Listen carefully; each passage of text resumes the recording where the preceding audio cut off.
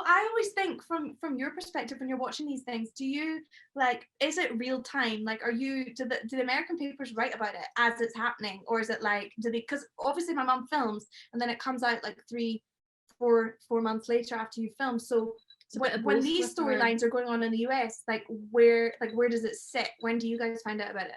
We find out about it like with everything, like even like the Kardashians, like you find out about it when it's really happening, and then you still watch, but it is like 4 months later or 6 months later. So it's like you've read about it, like the Erika thing, like you read it. I mean, it was covered every hour on the hour when it was happening. And then you still want to watch because now you kind of want to see what's happening amongst her people. But you hear so much, like this one is upset with this one, and you kind of know what happens before you watch, but you still watch. You still want to watch, of course. Yeah, that's the same as us here. So, well, that's so exciting. I mean, you can't not be engaged in that storyline. I mean, it is, it's reality unfolding. More of that. The Jersey beans need more of that. Well, I hope my husband doesn't behave like that. That's all I'm saying. Seriously, I mean, were you like not endeared towards Erika? I mean, Americans turned on her, like, most Americans, like it was a big, let's come for Erika over in the US. I mean, I did see that online. Look, my opinion is I don't know her as a person, and I do like to give people that non-judgmental. I know it looks really bad, but I always like to think if I sit down and have a one-on-one with somebody, I can gauge them. I'm also very Scottish, and we kind of see through a lot of things. I think it looked really bad, but you never know what goes on in a marriage, and you never know what goes on in a house when no one else is there. So, I don't, and I think until we know for a fact what happened, let's roll with it. We've got to give, like, what do they say in court? Innocent until proven guilty, and that's how it is, I think. It's true. I mean, I'm the same way. I think just because I speak to everyone directly, I'm just like, until I speak to you, I just kind of let a lot of stuff filter in one ear and out the other. Yeah, and it's going to be emotional because, at the end of the day, a lot of people were really upset and a lot of people were really out of pocket, and it really, it ruined a lot of people's lives, and that's very hard to fight against. But I think, I mean, I've been married for a long time. I like to think my husband and I share everything, but I also know a lot of women whose husbands don't. And a lot of women who have been gobsmacked. And women who don't, by what's going on in their husbands' lives that they never knew anything about. So, I know women that had a husband, who had a completely second family and children, and she loved him and she'd been with him forever, and not for a million years did she ever think that. So, my view is the jury's not out yet. That's scary when you're married to someone that has a whole separate life. Yes. That's a big one, isn't it? I think I'd go for Erika Jayne situation before I'd go for the old second family and second daughters. That person could have been perfect for Housewives of Jersey, right? Would have. Yes. Actually would have. That's the real entertainment we're looking for here. That would have entertained people.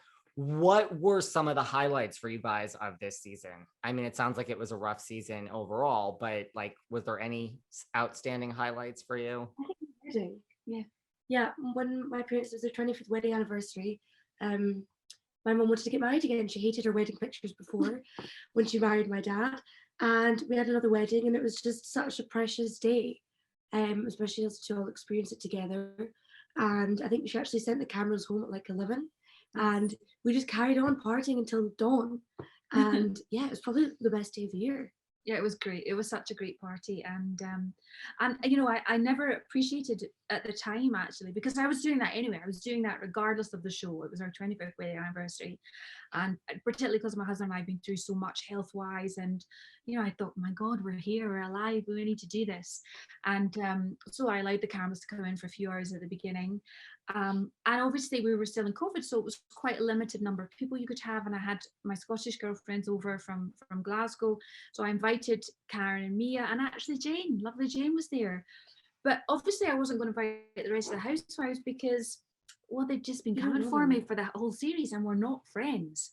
And for me, this was a very emotional, lovely experience to go through with your family, and why would I want to share it with people that don't lift me up and are part of my life?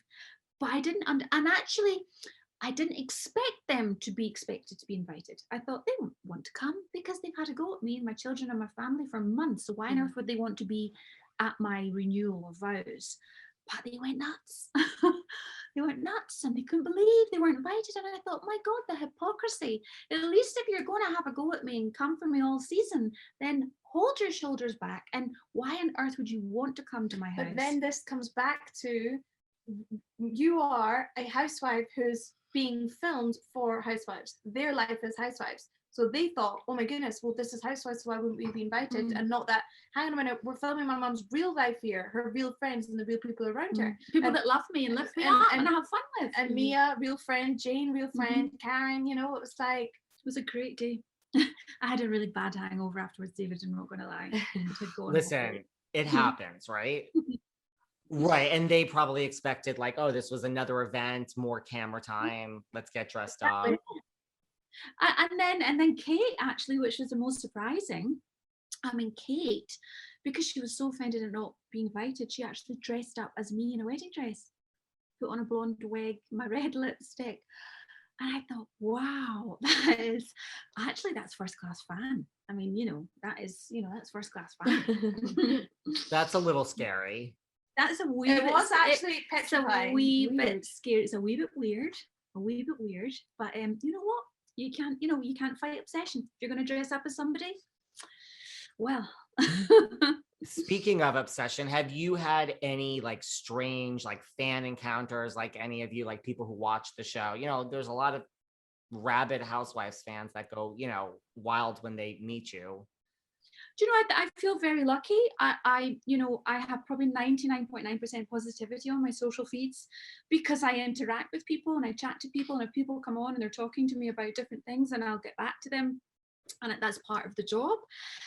So I have to say I've not really had, too much vitriolic trolling or anything like that. And even if I did, I kind of look after a lot of people in that world. So, I always tell people not to read the comments, but of course we do. But no, I feel very fortunate. I haven't really experienced anything that, and if I did, I just ignore it. What about that? You can get a Tessa Hartmann cut out on Amazon. Yes. So someone did send us that. There's a Tessa Hartmann cut out available. It's like £34. It's big money. Yeah, it's big money. Big money cut out £34. here. £34. You can have your. There's wow. that. Interesting. And have you guys had any like trolls come after you, like for growing up with that, haven't you? Oh my God, I would say if you're not getting hate, you're not doing something right. If anything, I'm like, Mom, you don't have enough haters out there. Like, let's get them riled up to go. But with every hater, there's a fan. So the hate is not bad. Yeah, I know. Like as my show is growing bigger, and then I started getting hate, I'm like, this is a good thing. This is a good thing because now it's like. Your show, David. I mean, your show is like, it's legendary in itself, isn't it? It's had a moment. Listen, 2020 was a good year, but 2021 was just like, but like you, one of my New Year's resolutions, or my real main New Year's resolution, which I probably won't stick to, is like, I should probably work less. Like, but I don't know if that's going to happen. It won't happen. I don't believe it. We always say that every year, don't we? I mean, Tessie's sitting here. She's actually, she was out till all hours last night, but the problem with her is that because her finance world works in different time zones, so you could be working at like 2 o'clock in the morning or 6 o'clock at night. So in between time, she makes time for partying, don't you? Oh wow! I'm over. But, that's what you got to do. You just got to. I think everyone's had to work hard and reinvent themselves through COVID. My business felt it. I'm a fashion consultant, and the first thing that happened was retail shut down, and the whole world changed and shops closed. And so I think we've all got to, that was one of the reasons why I took the original series 1, because I thought, wow, I need to step up my game.